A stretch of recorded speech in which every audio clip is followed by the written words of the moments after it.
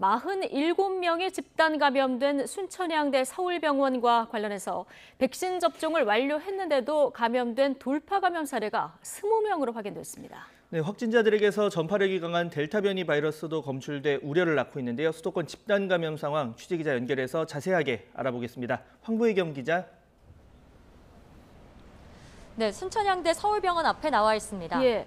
자, 확진자 숫자도 숫자지만 절반 가까이가 지금 돌파 감염 사례로 확인이 된 건데요. 자세한 상황 전해주시죠.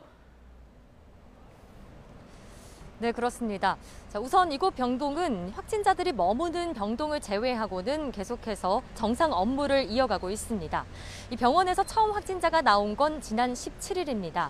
지금까지 모두 47명이 확진됐는데 이 가운데 병원 직원과 의료진이 37명으로 대부분을 차지하고 있습니다. 환자와 보호자를 포함한 2,500여 명에 대해 전수검사한 결과 지금까지 추가된 확진자는 없습니다. 다만 검체 채취 결과 델타 변이 바이러스가 확인돼 방역당국이 긴장하고 있습니다. 또 서울시는 확진자 가운데 20명이 코로나19 백신 접종을 마쳤는데도 감염된 돌파 감염 사례라고 밝혔습니다. 이 가운데 아스트라제네카 접종자가 19명인 것으로 확인됐습니다. 서초구에 있는 서울 성모병원에서도 지난 16일 첫 확진자가 나온 이후 모두 10명이 양성 판정을 받았습니다.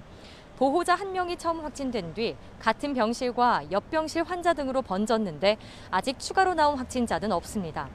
감염된 병원 직원 2명은 백신을 2차까지 맞은 상태라 역시 돌파 감염 사례로 추정됩니다.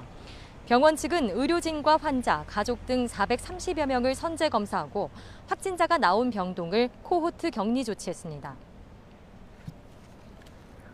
네, 국내 신규 확진자 수가 최고치를 기록했는데 수도권 집단 감염 상황 어떻습니까? 네, 우선 수도권 전통시장 확산세가 눈에 띄게 커지고 있습니다. 서울 송파구에 있는 가락시장에선 어제 하루에만 90명이 넘는 종사자가 확진됐습니다.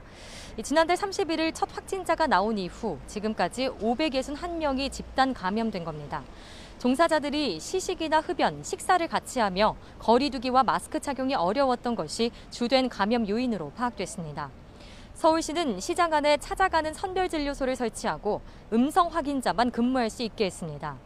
중부시장 관련 확진자도 밤사이 또 늘어서 서울시 기준 224명이 됐습니다.